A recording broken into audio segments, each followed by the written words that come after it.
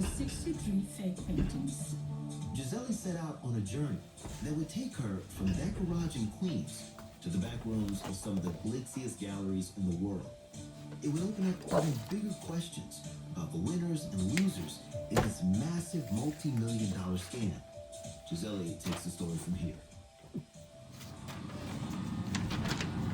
The Notre Gallery was a legendary place. Paintings by Rembrandt and Vermeer made their way through these doors. It used to sit here on East 7th Street in Manhattan's Upper East Side, and it was in business for 165 years. When the fake dealer Glafira Rosales would show up here, she often arrived by car, clutching paintings in her bare hands, no big wooden crates, which is how expensive art is generally handled. And Glafira had few details to offer about where the paintings were coming from, just that she was representing a collector who wished to remain anonymous. The first two paintings the Notre Gallery bought from her were by Richard Diebenkorn, a California-based artist who had just died. Soon after, his daughter, Gretchen Diebenkorn Grant, says she got a call from Nodler. It was from someone you're going to hear about a lot, someone who wouldn't agree to talk to us for this story. Anne Friedman, the gallery's president. She said some Diebenkorns have come in and I thought you'd be interested in seeing them. The two pieces Nodler invited Gretchen to see were a bit of a mystery. They had almost no provenance. Provenance is pretty important in the art world. It's the chronology of everyone who's ever owned a particular piece of art. In a back room at the gallery, Gretchen and her mom looked at the paintings closely, studying them. Gretchen thought they had the right proportions, the right colors. The tonality of it was pretty good. Well, I would say quite good. But there was something wrong somehow to me. And so I kept looking at it, and my mother kept looking at it. She finally realized what's missing. It didn't have any soul. It had no life. But Gretchen didn't come right out and say what she was thinking. Because we were advised early on never to say anything was not by my father, the F word as we refer to it. F word meaning fake. It's a big no-no in the art world. Because if you say an artwork is a fake, you can be sued. Owners can come after you for defamation of property.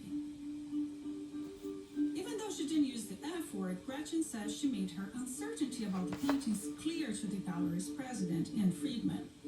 Then after a few months, she got a letter from the Nodler Gallery saying that because we had authenticated this work, they had then sold it, and they wanted us to know that. And my mother was outraged, as was I, because we most certainly did not say that. Gretchen says she was never asked to authenticate the art, only to see it. Court documents show that lots of collectors who bought these fake paintings were under the impression that experts had authenticated them. But many experts testified that it never happened.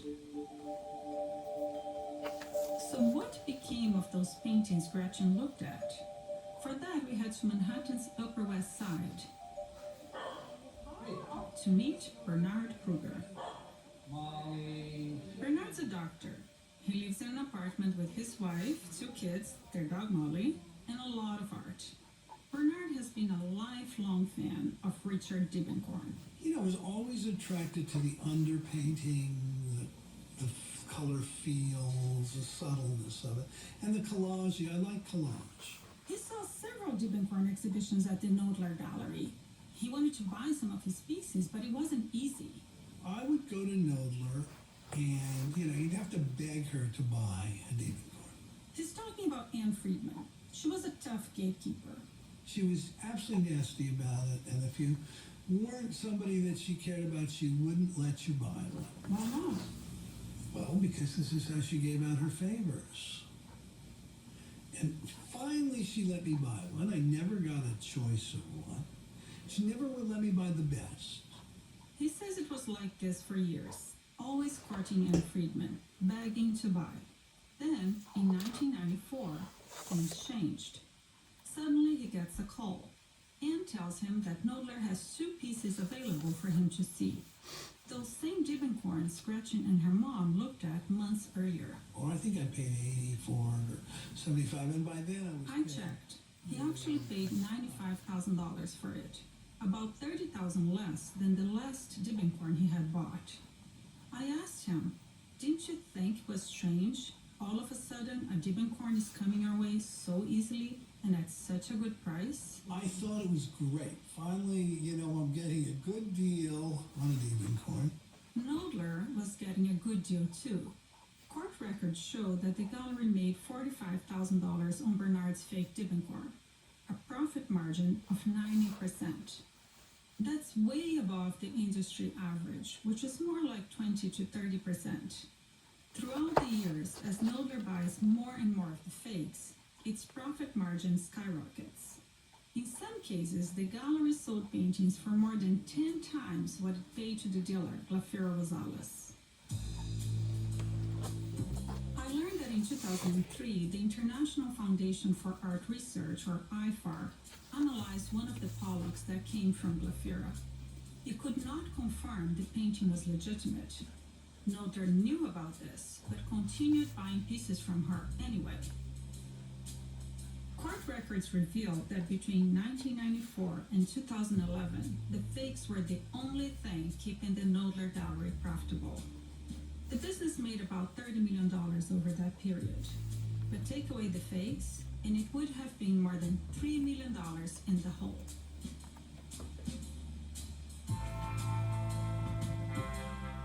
The art world is notoriously unregulated. It's often compared to the markets for drugs and guns, and deals are frequently sealed with handshakes.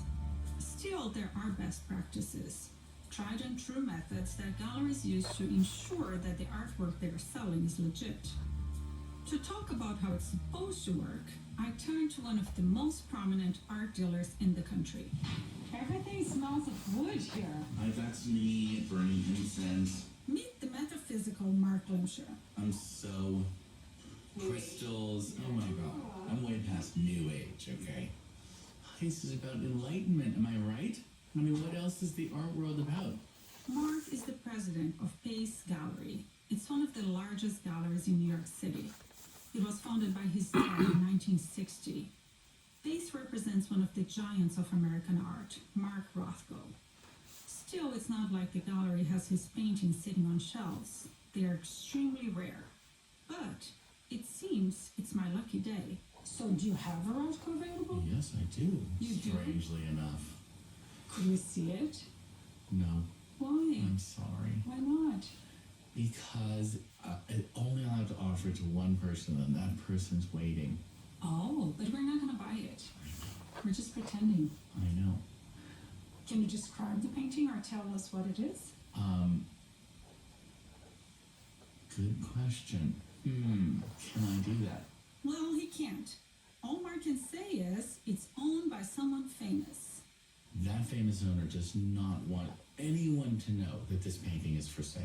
Okay? So, that lends us towards a possibility for fraud. Because I can turn to you and say, I can't tell you anything about this painting. I know. It's a secret. Mark says there's a reason it's done this way. We don't want Rothkos floating around on the open market. And people discussing the prices and is it available? Why is it available? Why does that person need the money? Etc., etc.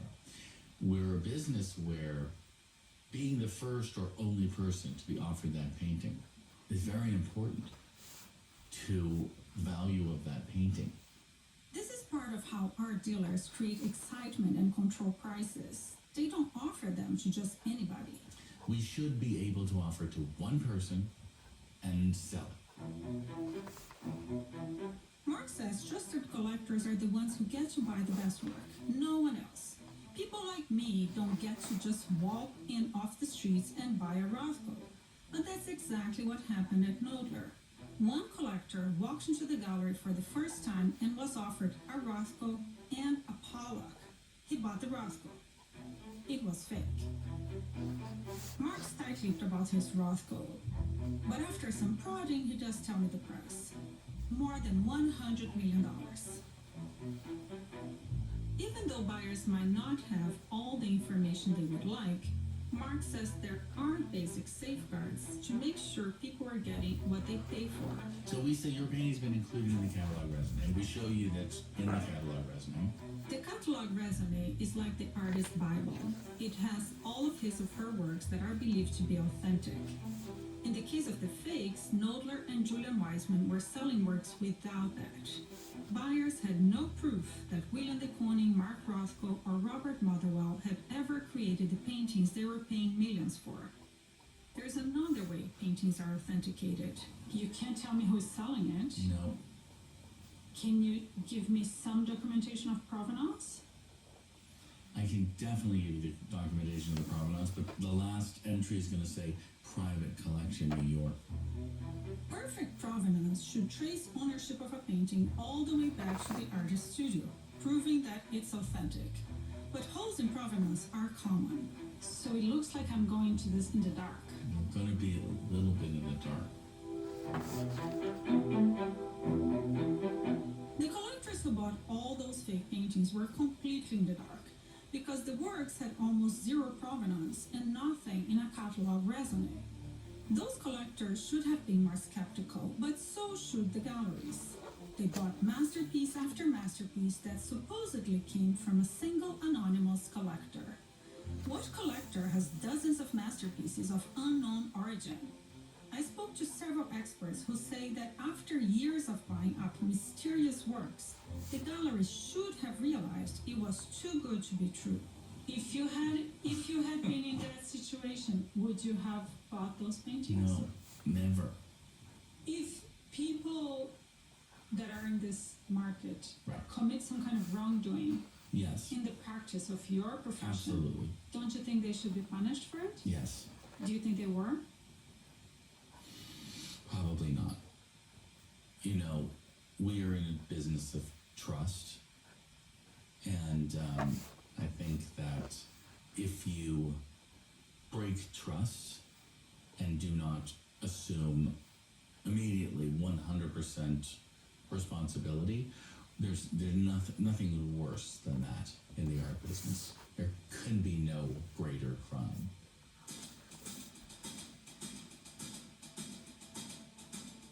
I spoke to multiple victims for the story who believe that at some point the two galleries must have suspected that the paintings they were selling were fake. Which is why this next detail raises even more questions.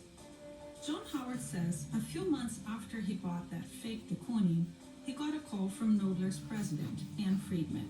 She said, "What other artists are you interested in? What other paintings are you interested in? Because you never know when we're going to come across something."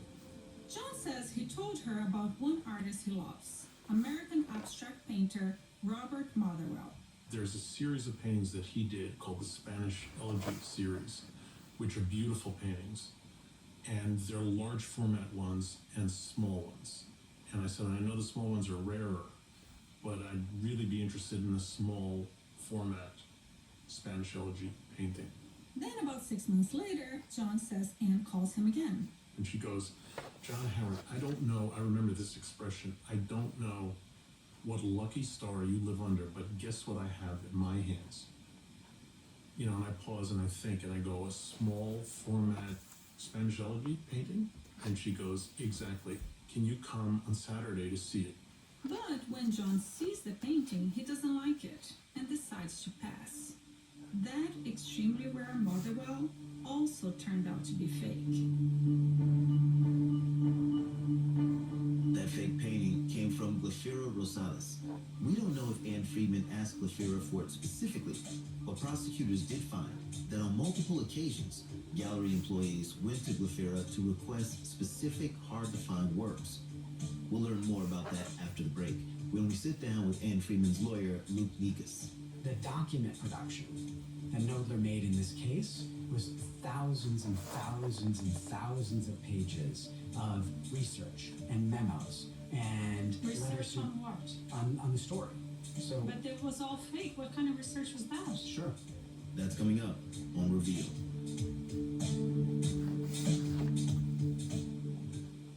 Support for Reveal comes from Duolingo, a language learning app built around the idea that learning should be fun to keep learners motivated, with bite-sized lessons in more than 34 languages. Information about the Duolingo app is available at the App Store or at duolingo.com. Divide and conquer economics. Politicians from both parties over the course of several centuries have had real success in telling one group of distressed workers that its problems were another group of distressed workers. A look at the real story of how women, people of color, and immigrants built the middle class. Next time on Politics with Amy Walter, today at noon on 93.9 FM, WNYC.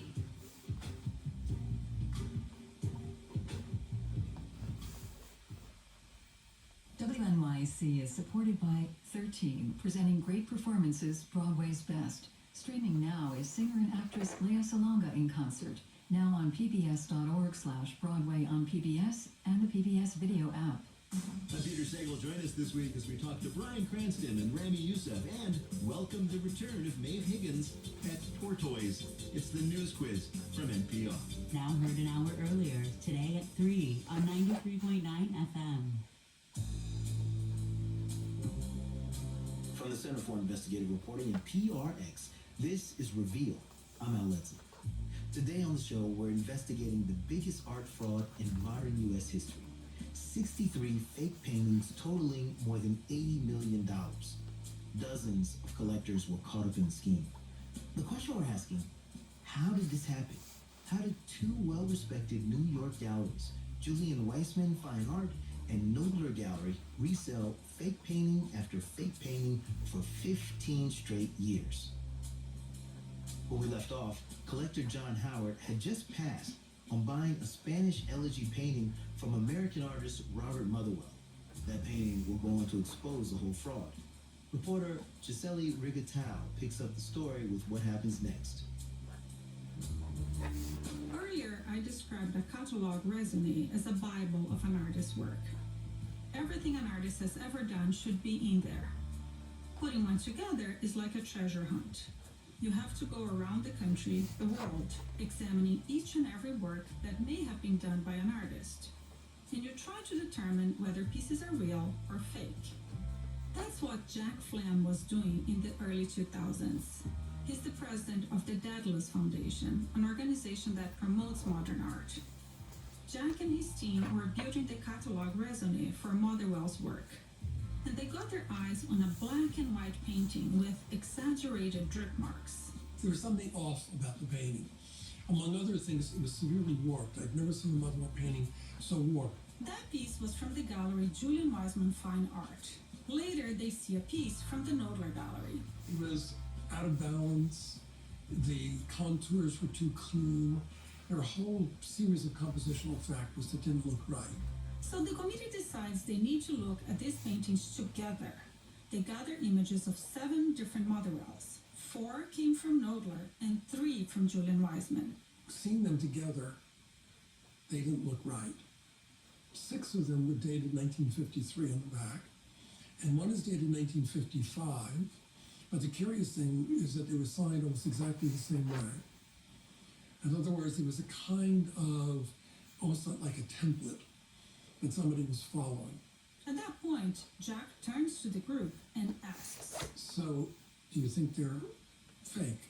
And they said yes. And I said, I think you're right. I think they're fake.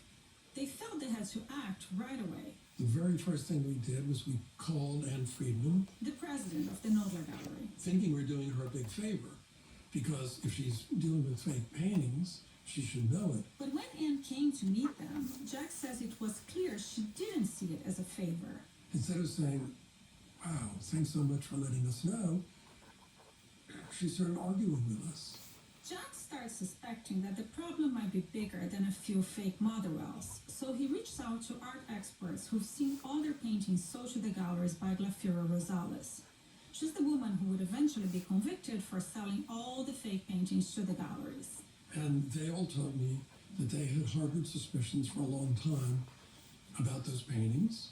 Paintings by other artists, by Rothko, by de Kooning. Why didn't say anything? They didn't say anything for the same reason that we didn't say anything at the beginning publicly, which is they were afraid to get sued for defamation of property. In other words, they didn't want to use the F word either. If they were wrong, they could be sued for defamation. But proving a painting is fake can be hard to do. So So Jack's team hires a private investigator to look into Glafira Rosales. Very quickly, they learn that her boyfriend has been sued in his home country of Spain, including for selling fake art. Jack's shocked that the two galleries don't seem to know any of this. If I were buying millions of dollars worth of paintings from someone who had a classic flimsy story, I would have, at the very least, Googled her, hired a private investigator. With this new evidence, they decided to hire a forensic expert. People assume this kind of analysis is commonplace in the art world, but it's not. $1-million paintings are bought and sold all the time without it, because forensic analysis is expensive, so it's used more as a tool of last resort. The test on the Motherwell is conclusive. The painting could not have been made back in the 50s because some of the materials didn't even exist then. But still, Jack says, even at this point, Anne Friedman keeps insisting the painting is real. So in March of 2009, he calls the FBI. As the investigation gets underway, Knoedler quickly crumbles. All the paintings from Glafira Rosales were placed on a not-for-sale list. Without them, the gallery couldn't stay afloat. At the end of 2011, the oldest gallery in New York City, which had been in business for 165 years, closed its doors. Then came a dozen lawsuits. Collectors, including John Howard, sued the owners and presidents of the galleries. All the suits were settled, all for undisclosed amounts. We mentioned earlier that the only one to be prosecuted in all of this was Glafira Rosales. And today the heads of the galleries, like Julian Weissman, are still in business. I got in touch with his lawyer, David Baum, to set up an interview, but... Julian is not going to, I mean, I don't want to say this rudely or anything, he's not going to sit down for an interview. No? Why not? Well, why? Why wouldn't you?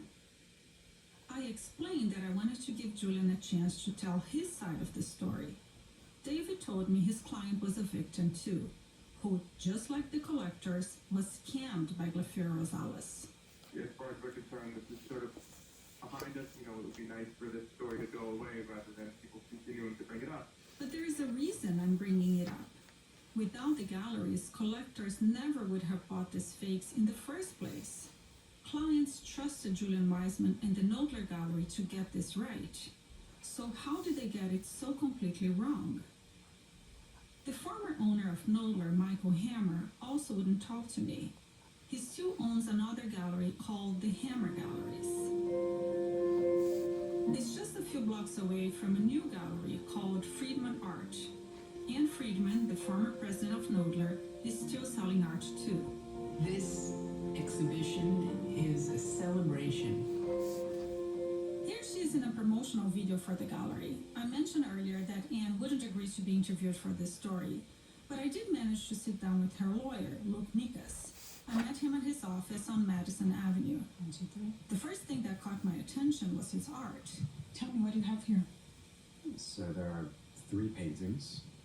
One is a painting in the style of Mark Rothko. In the style of, that's his way of saying that, yeah, he decorated his office with a few of the fake paintings. The one in the center is a work in the style of Jackson Pollock. At the bottom, it's signed in the lower right-hand corner. This is the work that got some attention because Pollock is not spelled correctly. Even though they're not real, he says they have value to him. So he asked Anne if he could keep them. From my perspective, I'm not going to buy a $15 million Mark Rothko painting. And this is an interesting piece of art history, an interesting piece of legal history, and happens to be an interesting work of art itself. It's good enough reason for me. I asked Luke why Knoedler bought so many paintings with almost zero provenance. Just a story from Glafira Rosales about an anonymous European collector. Luke insists the gallery did pressure Glafira to provide more information. And Rosales' reaction is in essence, he's an extremely private person. He's not going to reveal his name, and you have the work of art there. And if you're comfortable with the work of art, then this is in essence the story that's behind it. And so, Now, how common is that for an Odler to be buying art with a story like that? it is uncommon. Remember, Nodler was making a lot of money on these paintings, sometimes selling the fakes for more than 10 times what it paid for them. But, Luke says, that was for a good reason. Nodler got them and did an incredible amount of diligence to vet them. Nodler claims it did two things to vet the paintings. First, it brought in experts. The gallery says every one of them believed the paintings were authentic. And during a civil lawsuit, some testified that they did believe the works were real. But other experts say they only saw the paintings briefly, or that they didn't fully authenticate them. Second, the gallery says it did research on whether Glafira Rosales' story about the anonymous collector was plausible. Not if the story was true, but if it was plausible. Luke says they concluded it was. The document production that Nodler made in this case was thousands and thousands and thousands of pages of research and memos and Research letters on what? on the story. So But it was all fake. What kind of research was that? sure. You and I would have done better, Luke.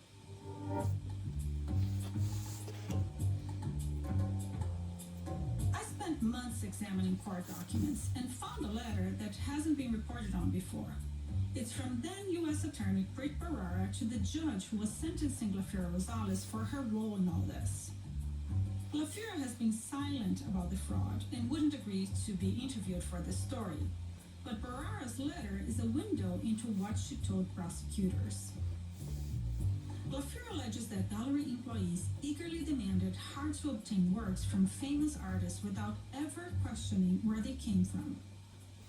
Luke says there's a simple explanation for this, that his client and Friedman was just trying to understand what paintings the anonymous collector might have.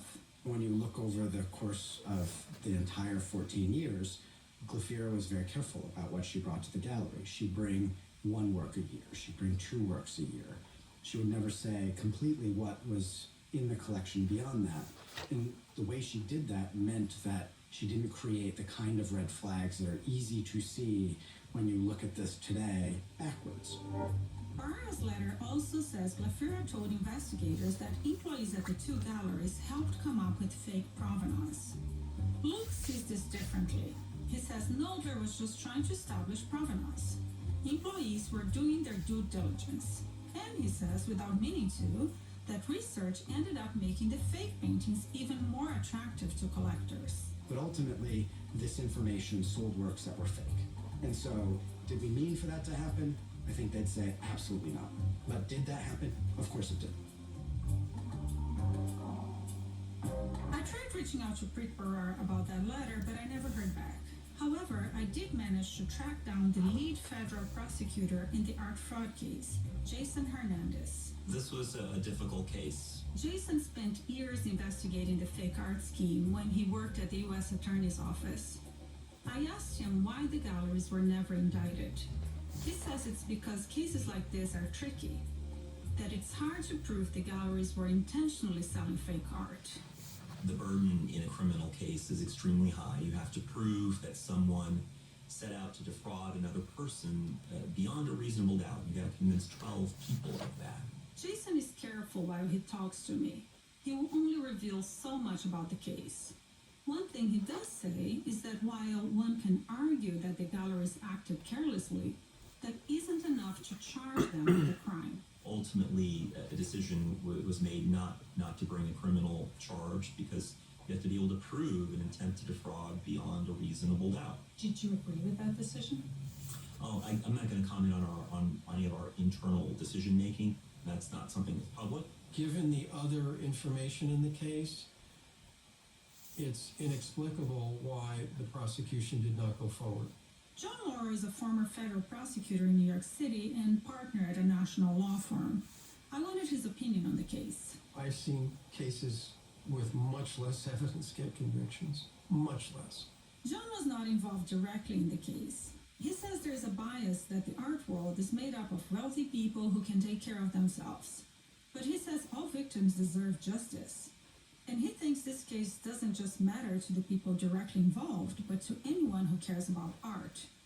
Because part of what art is about is an original idea, not just a reproduction of an idea. If we don't have confidence in the genuineness of the art, then the art becomes diminished and it becomes almost worthless. So that what's the difference between a real Rothko and a fake Rothko? Do you think there should be more regulation or control of the art market? And if so, wouldn't the pursuit of cases like that send a message? Absolutely. Ultimately, in my mind, the biggest deterrent to art fraud is the federal prosecution. Pure and simple. Glafira Rosales remains the only person who's being arrested for the scheme. In 2013, she spent 3 months in jail before being released on bail. She could have faced 99 years in prison. Glafira was also ordered to pay $81 million to the victims of the scheme. She sold her house and her bank accounts were confiscated. Gisele tried many times to talk with her and was told that Glafira rented a room from a friend on Long Island. Last time she went there to try and meet with Glafira, she wasn't home. She was working at her new job, waiting tables at a restaurant 40 minutes away. Thanks to reporter Gisele Rigatao for that story. During World War II, Nazis looted thousands of pieces of art. The story of how one painting worth millions was finally tracked down with the help of investigative journalists is coming up next. This is Revealed from the Center for Investigative Reporting at PRX.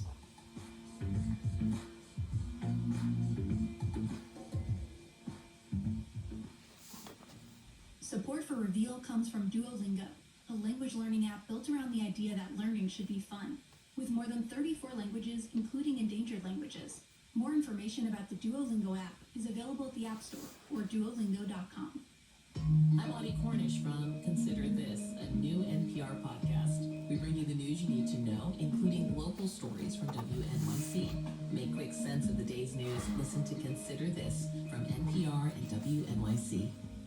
WNYC supporters include the Museum of Arts and Design, presenting Brian Clark, The Art of Light, a stained glass exhibition which explores the fullness of the human condition with works that are suffused with poetic expression. Tickets at madmuseum.org.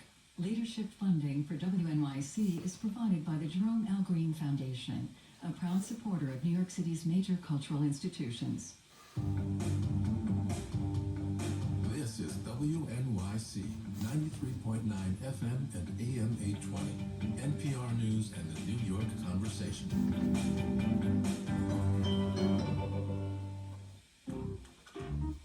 From the Center for Investigative Reporting and PRX, this is Reveal. I'm Al Edson. Our next story isn't about an art forgery, but an art theft that sounds like something out of a John Grisham novel. It's a story we first brought you back in 2017, and is connected to the Panama Papers. Now, you've probably heard of those. That's when someone leaked millions of documents to the press back in 2015. Those documents showed how wealthy businesses and politicians used offshore companies to hide and avoid taxes. The CBC's Frederick Zala was one of the journalists who started studying those documents. We often think about taxes all the time, but we don't think of the art world as being one where offshore entities are being used. Frederick would get pulled into the story to find out what happened to one very rare and very valuable piece of art. He told his story to Reveal's Emily Harris. We start in Paris. It's World War II. The Nazis are in charge. In 1940, darkness fell over the city of light. Their orders include seizing and selling off anything of value that Jewish families own. Art was a central aspect of the Holocaust. That's Kenneth Wayne. He's an art historian. He specializes in modern art. So they would loot from Jewish families and from museums too. One of the paintings the Nazis looted was from a gallery owned by a Frenchman named Oscar Stettner. Stettner's descendants believe the looted painting was a portrait, now called Seated Man with a Cane. It's a man seated, looking very dapper. He's got a mustache, he has a hat, and he looks like, a Parisian gentleman. And it has kind of a caricatural quality to it. That portrait was painted around 1918 by an Italian artist named Amedeo Modigliani. There were all these different movements during the time period he was working, but he really did his own thing. Modigliani died young. He never got rich, but now his work is more popular than ever. So we move to the beautiful Modigliani, lot 8. In 2015, a different painting by Modigliani sold for $170 million. Sold here. That was one of Modigliani's famous nudes. That price puts his work into a very exclusive club. But let's head back to Paris. It's now 1944, July 3rd, a Monday. Allied troops have already landed in Europe. Paris will be free soon, but it's not yet. That Monday, Nazis order an auction at Oscar Stettner's gallery. After that sale, Seated Man with a Cane completely disappears. And nobody sees it publicly for more than 50 years. So where does it go for half a century? Well, even when it turns up, there's very little information. It's now 1996. Seated Man with a Cane appears for sale at the swanky auction house Christie's. Christie's doesn't mention Nazis or Oscar Stettner in the information published for the sale. The descendants of Oscar Stettner have no idea they might be the rightful owners. Enter the art hunter. My name is James Palmer, and I'm the founder of Mondex Corporation. James is short and serious. He's a Canadian, but he lives in London, in Hampstead, a leafy neighborhood he loves. Inside James's apartment, art is arranged quite tastefully. Art is his passion. Hunting lost art is his business.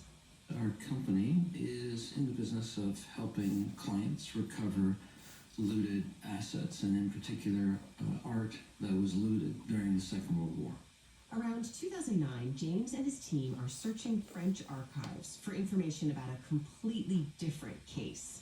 And we happened upon a document that referred to the court claim after the war by Oscar Stettner for the Seated Man by Modigliani. James knows Modigliani's famous nudes, but he's never heard of the Seated Man, and he's never heard of Oscar Stettner.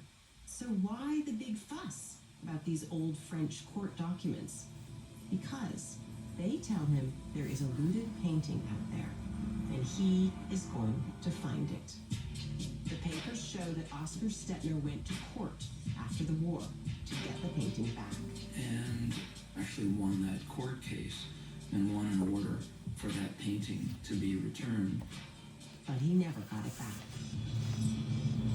Meanwhile, James finds Stettner's grandson. He tells him about this mystery, and in 2011, he helps Stettner's grandson file a lawsuit to claim the painting. This painting was stolen, it belonged to Mr. Stettner, and it needs to be returned.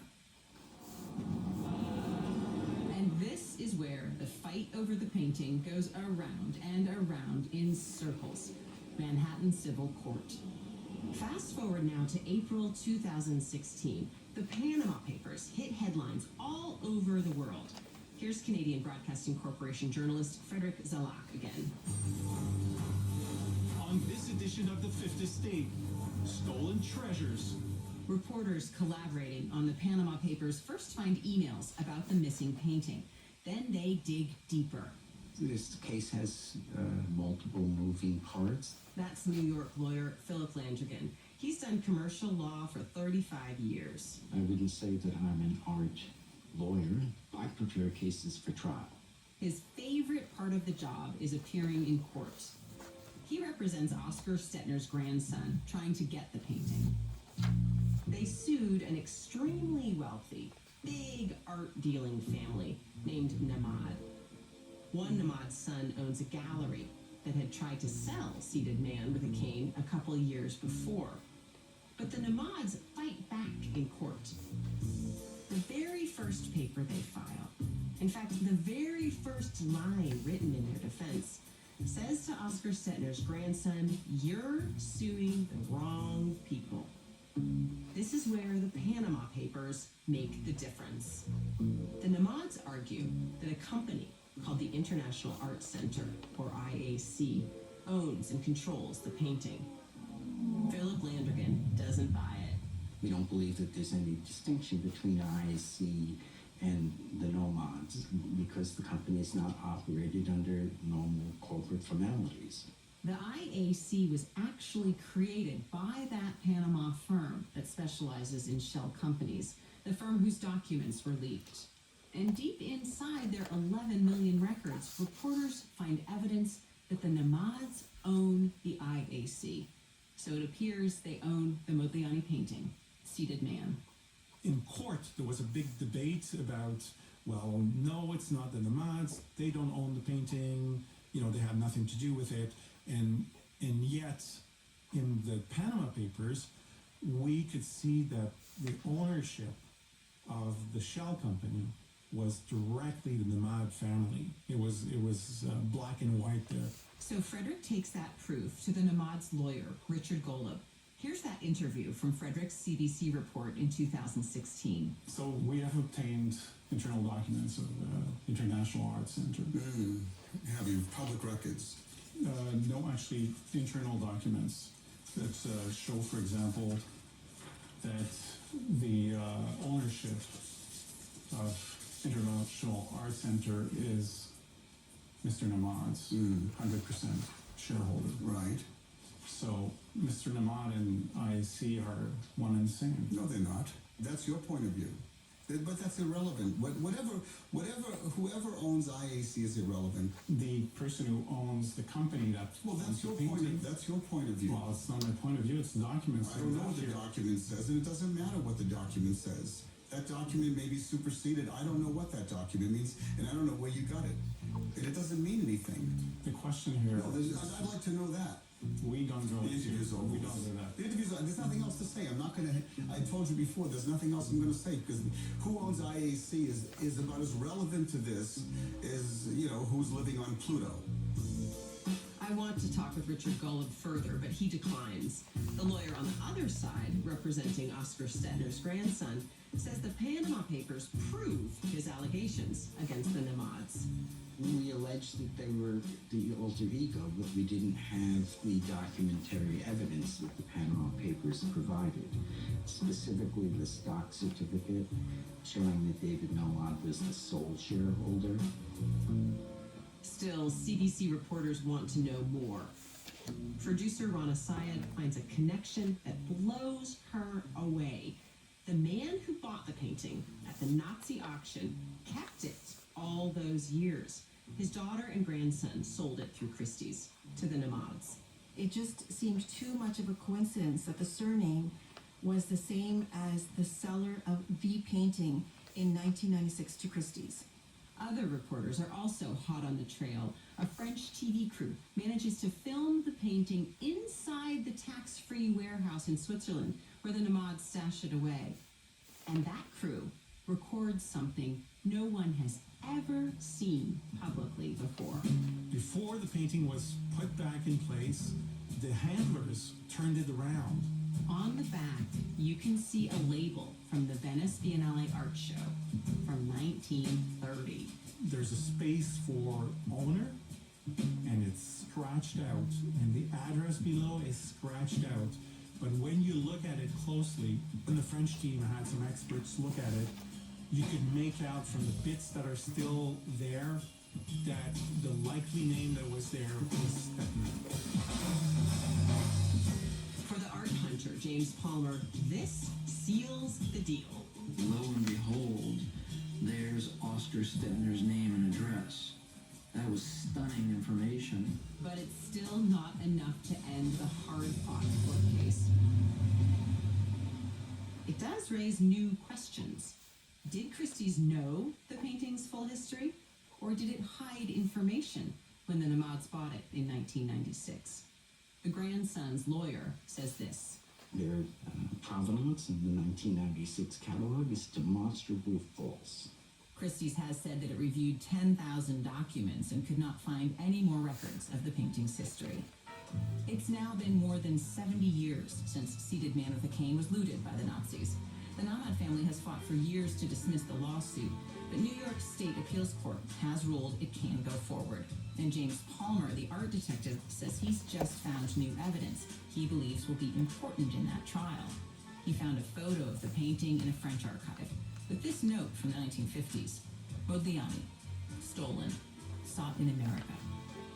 That was Reveal's Emily Harris. Thanks to the CBC and reporter Frederick Zalak for sharing that story with us.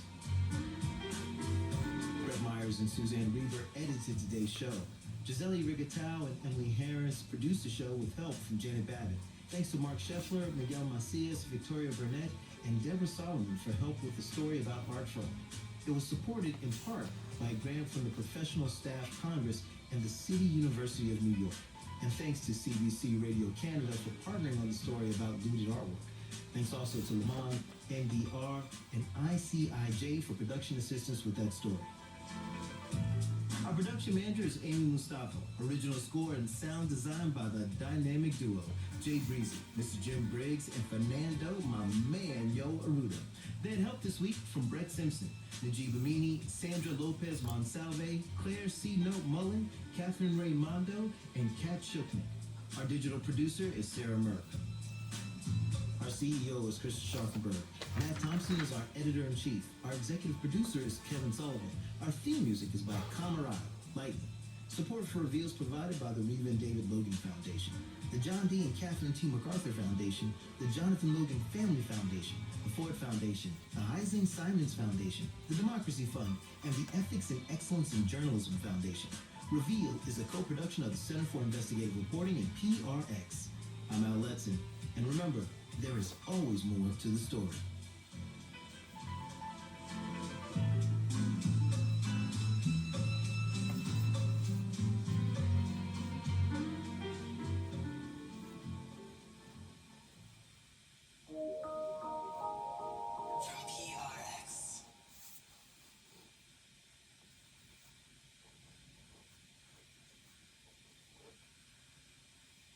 WNYC supporters include Rothman Orthopedics. With insights from decades of research, they offer all orthopedic specialties in North Jersey and New York. Learn more at rothmanny.com. It's coming up on noon. Do stay tuned this Sunday. The Takeaway is next. It's Politics with Amy Walter. How the work of women, people of color, and immigrants built the middle class. That is on 93.9 FM. This American Life is on AM 820 and WNYC.org. Right now, it is 50 degrees. We'll be around 54, sunshine today. And for tomorrow, rain. And it could be heavy at times in the afternoon and evening, perhaps some gusty winds as well, near 40 miles per hour. This is WNYC, FM, HD, and AM New York. Today, on Politics with Amy Walter, how the work of women and people of color grew the middle class. Oh my God, this is a revolution. This is a completely different way of thinking about this story that we've all been told about how the economy actually boomed in this golden era after World War II. Also on the show, decades of distrust of the medical community among people of color. We speak of disproportionate outcomes for minorities as disparities, but they're really program outcomes that have been going on inside American healthcare for generations. And what it means now that there are COVID-19 vaccine options on the horizon. Plus, a look at the roots of partisan polarization in the United States. There's no way for us to address this type of polarization without actually saying, Americans need to start talking to each other about the legacy of racial oppression and violence and understanding that as the central argument and question. We'll be back right after these headlines. Live from NPR News, I'm Barbara Klein. New York Mayor Bill de Blasio says the nation's largest school district will reopen to elementary students a week from tomorrow. Other grades will return later in the week. Nationwide yesterday brought an additional 155,000 new confirmed coronavirus infections. Carly Huckles of member station KUNC reports Colorado's governor is among them. Governor Jared Polis and First Gentleman Marlon Reese have tested positive for COVID-19. They're both asymptomatic and say they're feeling well and will continue to isolate in their home. In a statement, Governor Polis said that, quote, no person or family is immune to this virus. Polis is continuing to urge people to limit public interactions, wear a mask, stay 6 feet away from others, and wash hands regularly. The governor's health is being closely monitored as he continues his work remotely. For NPR News, I'm Carly Huckles in Loveland, Colorado. Congress will take up an annual defense bill when it returns from Thanksgiving recess.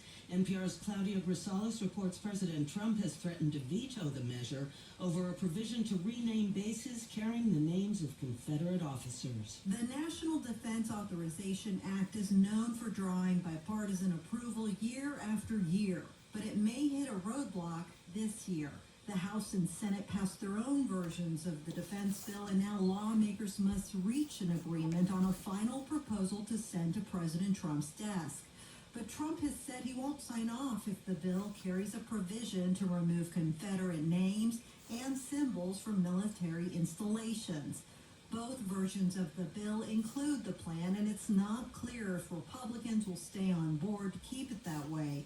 If no agreement is reached, the defense bill may need to wait for a new Congress and President-elect Joe Biden to enact it into law next year. Claudia Grisales, NPR News, Washington. Turkey is condemning the killing of Iran's top nuclear scientist. NPR's Peter Kenyon reports from Istanbul.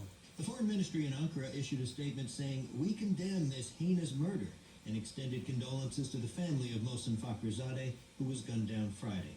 Iran's supreme leader has called for definitive punishment for those responsible. Iran's president says Israel was behind the attack. There was no response from Israel. A hardline Iranian newspaper carried an opinion piece suggesting an attack on the Israeli port of Haifa if Israel is found to be responsible. The author called for an attack that, quote, causes heavy human casualties. As Iran considers its response, concerns are growing about the potential for an escalating conflict that could involve other countries and possibly U.S. troops in the region. Peter Kenyon, NPR News, Istanbul. This is NPR. This is WNYC in New York. I'm Lance Lucky. As you've been hearing, Mayor de Blasio says many New York City public schools can reopen 5 days a week starting December 7th. That's a week from tomorrow. He announced a plan this morning to first welcome back 3K through 5th grade students as long as their schools have the space and teaching capacity to reopen.